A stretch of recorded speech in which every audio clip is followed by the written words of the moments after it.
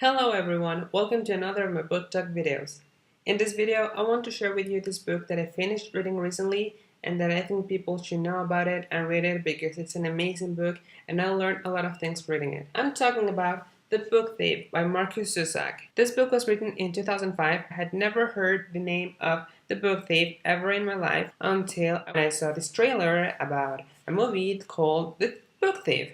Why on earth would someone want to steal books?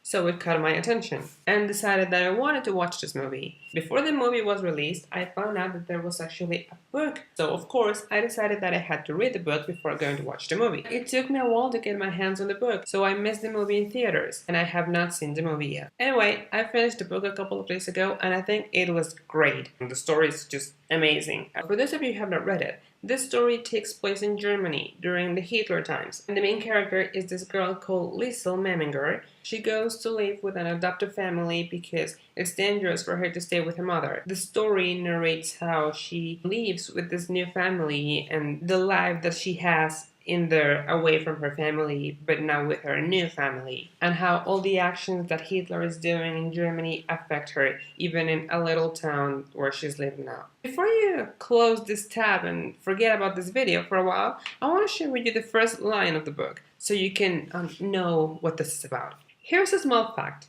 You are going to die.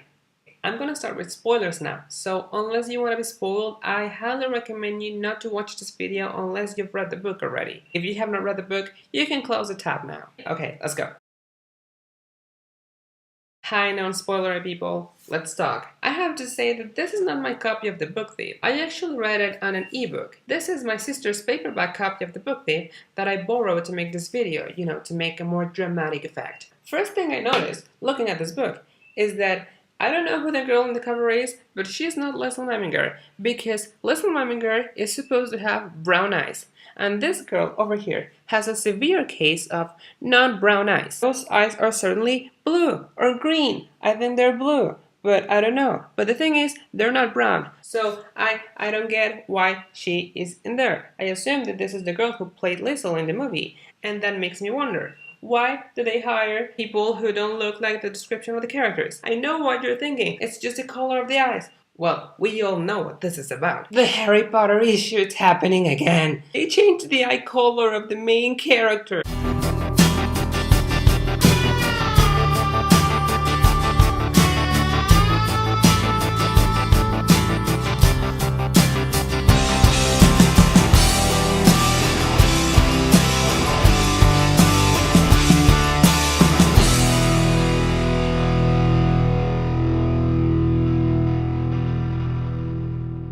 Never mind.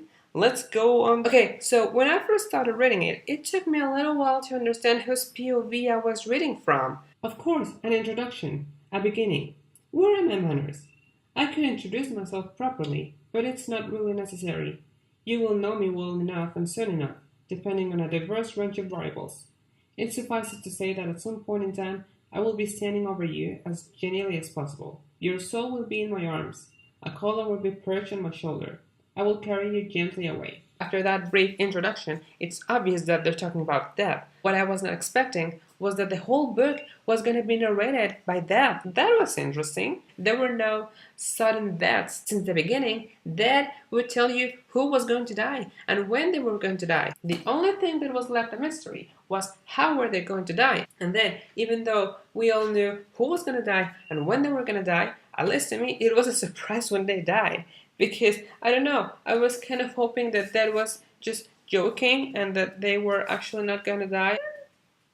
The first thing that happens in the book, Liesel Memminger's little brother dies in the first chapter. What kind of augur is it that a book starts narrated by death and the first thing that happens is that someone dies? I was a little scared at that, but it just caught me. If that was the objective, Markus Zusak, you did it well, because it caught me right away. It was very interesting to have that being the narrator. That was actually explaining to you how that itself is not something bad or something that you should be afraid of. How that is not something that is on your side or in Hitler's side. It's just something that is, and that you have to accept it because one day it's gonna come to you, and that's just part of a natural process. And you can actually see this human part of that. How in the end that says that it's haunted by humans. So then we get to the point when she meets her new family. And I was a little concerned that they were going to treat her bad because, she just lost her brother and her mother just abandoned her. And I was concerned that she was not going to be loved. But oh, thank God that I was wrong. That she was actually really, really loved in that house because she had gone through a lot and she deserved to be loved. And in the end, when they are all dead and Dad is picking them up and is narrating how each one of the characters is special when the way they died, I was just so depressed at that moment because I was really hoping that they were actually not going to die, and I had hope that one of them, just one of them, maybe had survived. But no, the line of Rosa Huberman just cracked me. If she had seen me, I'm sure she would have called me a sow girl, though I would not have taken it badly. After reading the book thief, I discovered that she called everyone that. Sow girl, sow men, especially the people she loved.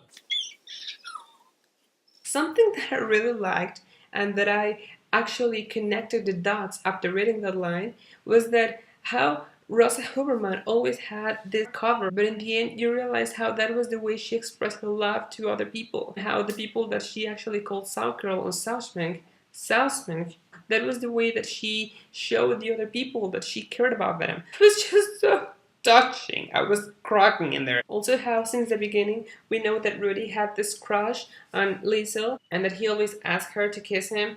And it was so sad that since the beginning we know that that was never going to happen. And then in the end how Liesel was regretting herself because ever since some chapters before she had actually begun feeling something for Rudy, something more than just friendship, but she actually never did it. And in the end he was dead and she kissed his dead body. That was so great and touching and sad and depressing.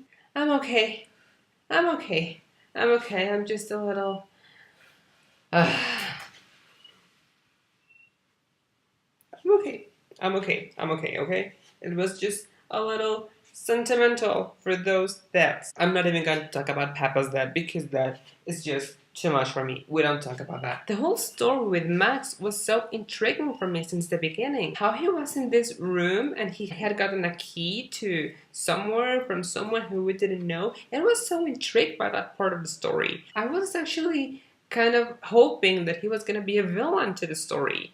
But then you realize that there are actually no villains in the story, okay? The villain is the whole situation caused by Hitler at that time. There's not one character that you can describe as a villain. Not even Death. It's clearly stated that Death is not a villain. Death is Death. So those drawings that Max did to her, like this one in here, was feeling so bad about him every time that they had to go to someone else's house to be safe from the attacks, and then Max had to stay in there. But he never complained. He was just so grateful to be there, and that was so emotive to me because you see how he was actually so grateful with this family. The actual sons of Hans and Rosa Haberman were those sons of bitches. But Liesel and Max, that were not their children, they were so attached to them because they had given them so much, and Rosa and Hans had learned so much from them. The character of Hans Haberman, I cannot express in words what that character actually made me feel. That part when he goes to a job, he's paid with champagne, that was so